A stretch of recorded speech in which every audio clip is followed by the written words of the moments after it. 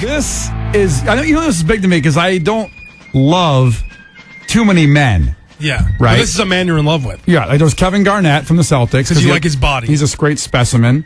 It used to be Carrot Top, but I'm not anymore. I'll explain that story. Paige from Helmet. Paige Hamilton from the band Helmet, that's right. And the third guy in this trifecta. The third guy is on the phone with us right now. His name is Gene Hackman.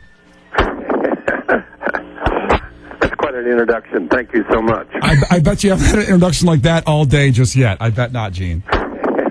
First, Gene, I do have to go through. I want to, just for our audience, and my favorite Gene Hackman movies, because, of course, you get the Superman movies. You have Unforgiven, the movie that brought back the Western. The Firm with Tom Cruise, Wyatt Earp. Crimson Tide with Denzel, which is killer. Enemy of the State with Will Smith, one of the greatest movies of making me more paranoid than ever. The Replacements with Keanu Reeves. Like, every great actor has to link up with Gene to become great. Otherwise, they will not become anything at all. But then his favorite movie, or your favorite movie... Of course, without a doubt, can't skip Hoosiers. Yeah. Someone like me growing up in Ohio and actually went to Bobby Knight basketball camp at 17 years old, and the lost, youth of the talent that I found that I did not have when I went to the Bobby Knight basketball camp. But I just want to ask you then, I don't want to go too long on this, Gene, but see, I've never been that great at anything. What does it feel like to be the best at what you do? And I don't want you to be humble here. You're probably going to be humble, but don't be humble. Be just me and you talking. Yeah, you're really putting me on the spot here. I feel like that I'm an accomplished actor. I feel like I'm okay as an actor. I look back at my career and I wish I had done some things different. But I think that's probably true of everyone, isn't it? Like what? What do you think you should have done different? Commit more to what I was doing. There was a period in my career that I felt like I took some films that maybe I shouldn't have, and that I regret. Huh?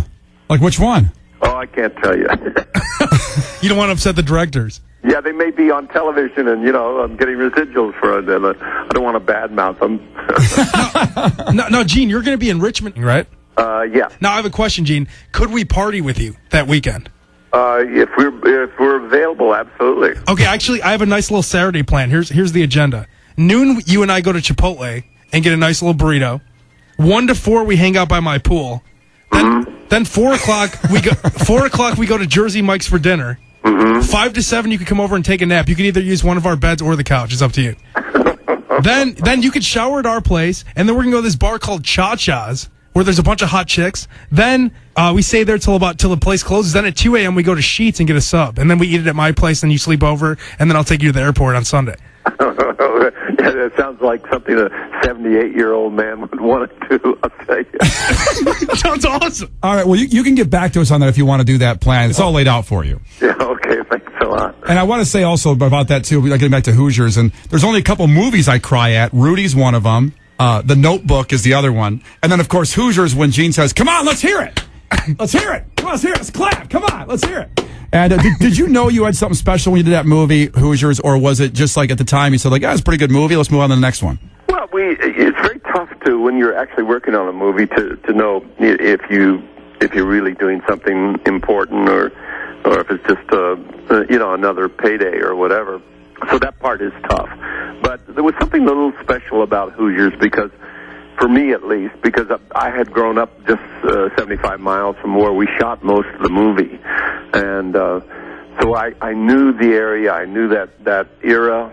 I had played basketball myself during that time, and so it was kind of fun. There was something about it that we felt that this could maybe mean something. And based on a true story. And so I did know you did have a turnaround hook shot that brought tears to the eye of those people in Indiana when you shot that. It was so beautiful. You were on Richard Nixon's infamous list of enemies in 1972. I was wondering, are you also on John McCain's list of enemies? I probably will eventually be on some kind of list this time. Well, just remember, an enemy of the state, those cameras can look at a golf ball from space. They know what you're doing, Gene. That's right. Once you get on a list, then you're audited by the IRS every year for the rest of your life. That's why I like Gene. He doesn't care about that. Is your entourage that you go around with, are they all like 78 years old too, or do you go around with a bunch of young guys? All right. Thanks, Abe. All right, so he's the two-time Academy Award-winning actor, Gene Hackman, and he maybe has a day with Abe here eating Chipotle and I have Jersey the whole Mike's agenda and planned going to out, Gina, bars. if you want to do that. It's up to you. Sounds good. You'll probably have a person let us know about that. I don't think Gene's going to call back himself. Are you, Gene? No, I'll have my people get a hold of your people. We thank you so much. I'm very honored to talk to you. Thank you very much. Thank you.